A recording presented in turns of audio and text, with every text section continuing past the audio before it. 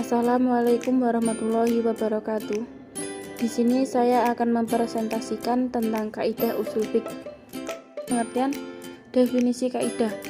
Qawaid merupakan bentuk jamak dari kaidah yang kemudian dalam bahasa Indonesia disebut dengan istilah kaidah yang berarti aturan atau patokan. Dalam bahasa Arab, kaidah memiliki banyak arti, diantaranya al-asas atau dasar atau pondasi, al-qanun atau peraturan dan kaidah dasar, al-mabda atau prinsip, dan al-nasak atau metode atau cara. Al-qaidah atau cara duduk yang baik atau yang buruk, qaid ar-rajul atau istrinya, dzulqa'dah atau nama salah satu bulan Komariah yang mana orang Arab tidak mengadakan perjalanan di dalamnya, dan lain sebagainya. Dari seluruh arti tadi dapat kita simpulkan bahwa kaidah secara bahasa artinya tidak akan keluar dari dasar atau pondasi dan tempat sesuatu. Adapun secara istilah banyak sekali definisi yang dibuat oleh para ulama, tetapi yang paling lengkap dan paling baik menurut penyusun adalah suatu perkara kuli atau kaidah-kaidah umum yang berlaku pada semua bagian-bagiannya. Definisi usul fiqh. Usul fiqh merupakan kaidah yang menjelaskan tentang metode pengembalian hukum yang berkaitan dengan perbuatan manusia dari dalil-dalil syar'i yang ada. Dengan mempelajari usul fiqh, maka para ahli fiqh bisa mengetahui dalil dan hukum Allah terhadap suatu urusan yang memerlukan penanganan hukum. Dengan begitu, penyalahgunaan dalil dapat dihindari. Definisi kaidah-kaidah usuliyah. Dr. Jailani mendefinisikan sebagai hukum kulli atau bersifat umum yang berdiri di atasnya furu' fikih yang dibentuk dengan bentuk umum dan akurat. Definisi ini belum manik karena kaidah-kaidah fiqh masih masuk di dalamnya. Profesor Dr. Muhammad Syabir mendefinisikan sebagai suatu perkara kulli atau kaidah-kaidah umum yang dengannya bisa sampai pada pengembalian kesimpulan hukum syariah, al-fariyah dan dari dalil-dalilnya yang terperinci. Definisi yang menurut penyusun lebih akurat adalah hukum kulli atau umum yang dibentuk dengan bentuk yang akurat yang menjadi perantara dalam pengambilan kesimpulan fiqh dari dalil-dalil dan cara penggunaan dalil serta kondisi penggunaan dalil. B. Sumber-sumber pengambilan kaidah-kaidah usul. Secara global, kaidah usul fiqh bersumber dari nakal atau Al-Quran dan as-sunnah, akal atau prinsip-prinsip dan nilai-nilai. Bahasa usul at-tahlil al-lugawi yang secara terperinci kita jelaskan di bawah ini. Ada 5, yaitu pertama, Al-Quran. Al-Quran merupakan firman Allah Subhanahu wa Ta'ala yang diturunkan kepada Nabi Muhammad SAW untuk membebaskan manusia dari kegelapan. Kitab ini adalah kitab undang-undang yang mengatur seluruh kehidupan manusia. Firman Allah yang Maha mengetahui apa yang bermanfaat bagi manusia dan apa yang berbahaya dan merupakan obat bagi umat dari segala penyakitnya. Allah berfirman, dan kami turunkan dari Al-Quran suatu yang menjadi penawar dan rahmat bagi orang-orang yang beriman, dan Al-Quran itu tidaklah menambah kepada orang-orang yang zalim selain kerugian. Quran Surat Al-Isra ayat 82. Di antara kaidah-kaidah usul yang dihasilkan dari Al-Quran adalah 1. Sunnah adalah sumber hukum yang diakui.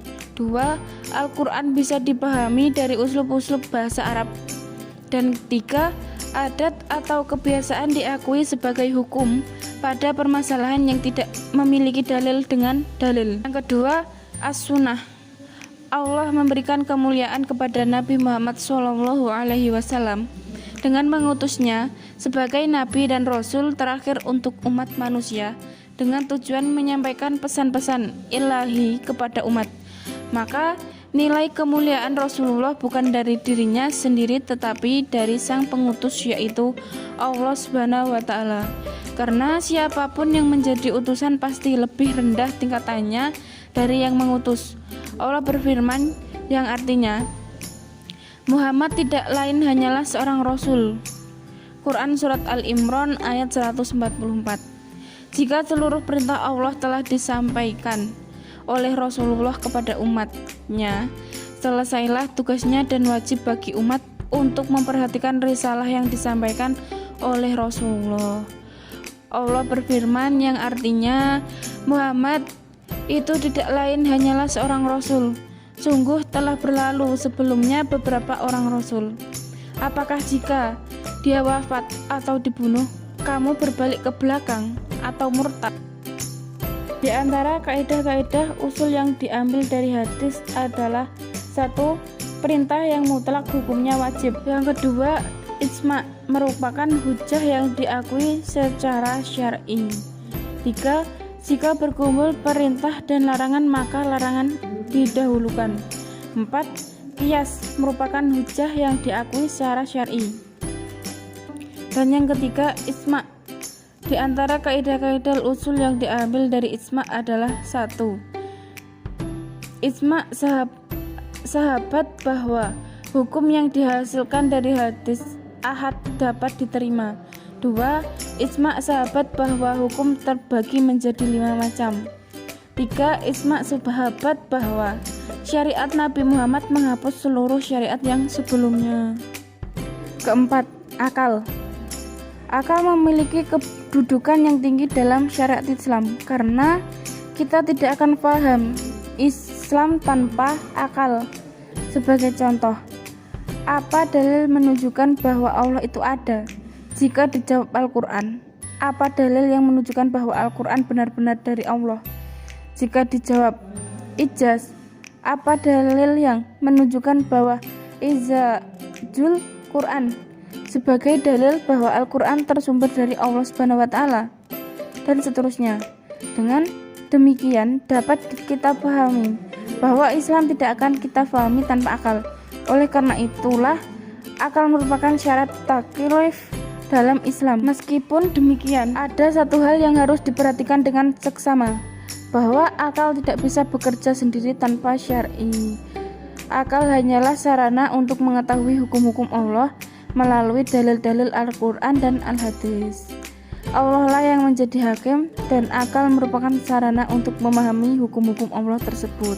Di antara kaidah-kaidah usul fiqh yang dihasilkan dari akal adalah: 1. Al-Quran merupakan dalil yang diakui. 2. Baik dan buruk hanya diketahui melalui syar'i bukan akal. Yang ketiga, yang lebih kuat didahulukan dari yang lemah.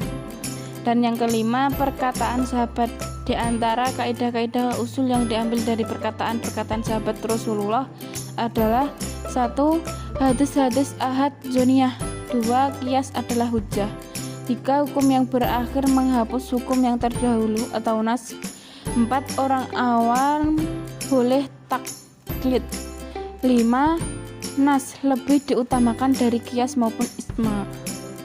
Di antara kaidah-kaidah usul fiqh yang diambil dari ilmu-ilmu Islam. Pertama, ilmu usuluddin. Yang pertama, baik dan buruk dapat diketahui dengan syar'i bukan dengan akal. Yang kedua, Rasulullah tidak menetapkan ijtihad yang salah. Yang ketiga, tidak ada yang masum kecuali Nabi. Dan yang keempat, syariat Islam menghapus syariat sebelumnya. 5. Dhamir goib kadang-kadang kembali yang tidak tertulis dan itu bisa diketahui melalui syak kalimat. Yang ke-6, kalimat aina menunjukkan tempat syarat atau isitam dan menunjukkan waktu atau syariat atau istiham. Yang ketujuh, fi'il madi jika menjadi fi'il syariat ia berubah menjadi kalimat insya'al menurut kesepakatan ahli nahwu. Ke-8, aina menunjukkan akhir sesuatu atau waktu maupun tempat dan sebagainya. Kaidah sadal na'i. Kaidah adat dan kebiasaan merupakan dalil yang diakui. Kaidah al-musolah al-marsalah. Yang kedua, ilmu bahasa Arab. Dhamir ghaib kadang-kadang kembali pada kalimat yang tidak tertulis, dan itu bisa diketahui melalui syak kalimat. Yang kedua, kalimat aina menunjukkan tempat syarat ataupun istifham, dan mati wa aina menunjukkan waktu syarat atau istifham. Yang ketiga, fi'il mati. Jika menjadi fi'il syarat, ia berubah menjadi kalimat insya'a menurut kesepakatan ahli nahwu. Yang keempat, aina menunjukkan akhir suatu atau waktu maupun tempat. Dan yang ketiga, ilmu fikih. Kaidah sadal rona. Kaidah adat dan kebiasaan merupakan dalil yang diakui. Kedua, kaidah al-musolih al-marsalah. C. Rukun dan syarat kaidah-kaidah usul. Pertama, rukun kaidah usuliyah. Ketika kita melihat sebuah kaidah usul, al-manahi, larang atau larangan menunjukkan pengulangan. Umpamanya kita akan menemukan 4 rukun di dalamnya. Pertama, maudhu, tema, yaitu al-munahi. Kedua, mahmul, yaitu at-takror. Ketiga, penisbatan atau ta'arah keduanya, yaitu kebergantungan rukun kedua dengan rukun pertama. Keempat, terjadi atau tidaknya rukun ketiga pada keduanya. Apakah perintah menunjukkan pengulangan benar-benar terjadi atau tidak? Jika keempat-empatnya adalah tasawurat, di manakah hukumnya atau at-tasdik? Ahli mantik ketika berusaha menyelesaikan permasalahan ini berbeda pada 2 pendapat, yaitu yang pertama, al-fasasifah mengatakan bahwa al-tasdik adalah rukun yang keempat saja. Dengan kata lain, menurut falasifah, kaidah-kaidah usul cukup dengan 1 rukun saja, yaitu rukun yang keempat. 2. Imam Ar-Razi mengatakan bahwa at-tasdik tidak cukup dengan rukun keempat saja, tetapi gabungan dari keempat rukun tersebut. Dan syarat-syarat kaidah usuliyah harus dalam bentuk yang singkat. 2. Merupakan perangkat yang sempurna. 3. Maudhu'nya atau temanya harus kulli, bukan juz 1 atau umum. 4. Kaidah-kaidah usul tersebut tidak bertentangan dengan syariat dan maqasid syariah. 5. Tidak bertentangan dengan kaidah lain, baik itu kaidah usul atau kaidah fikih yang sebanding dengannya atau lebih kuat darinya.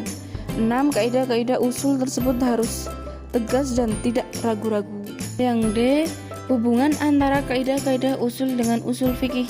Ketika kita melihat definisi dari usul fikih dan kaidah-kaidah usul, akan jelas sekali perbedaan antara keduanya. Tetapi meskipun demikian, keduanya tidak akan bisa dipisahkan karena ilmu kaidah-kaidah usul merupakan bagian dari ilmu usul fiqh. Hubungan antara keduanya adalah hubungan antara umum dan khusus, atau ilmu usul fiqh lebih umum dari ilmu kaidah-kaidah usul. Adapun perbedaan antara keduanya adalah sebagai berikut. Yang pertama, mayoritas kaidah-kaidah usul adalah nilai yang diambil dari usul fiqh, atau usul fiqh jauh lebih luas pembalasannya daripada kaidah-kaidah usul. Yang kedua, perbedaan dalam segi maudhu atau tema. Tema kaidah-kaidah usul adalah usul fikih itu sendiri. Adapun tema usul fikih adalah al-adilah al-ismaliyah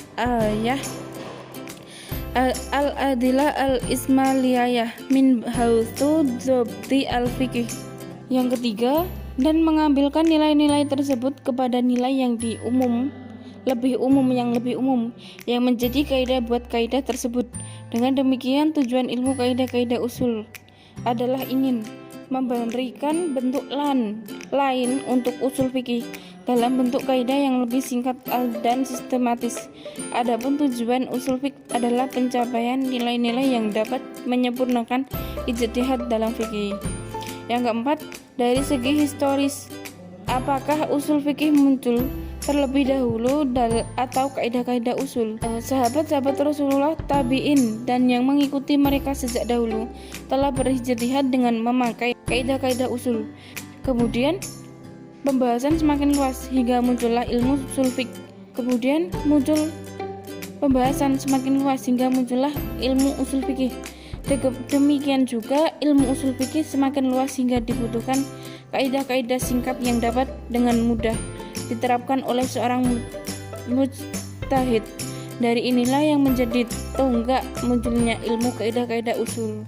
Dengan demikian, kaidah-kaidah usul lebih dahulu muncul dari ilmu usul fiqh, dan ilmu usul fiqh muncul sebelum munculnya ilmu kaidah usul. Sekian presentasi dari saya, banyak salahnya, banyak kurangnya. Saya minta maaf yang sebesar-besarnya. Akhiru qouli hadza, wassalamualaikum warahmatullahi wabarakatuh.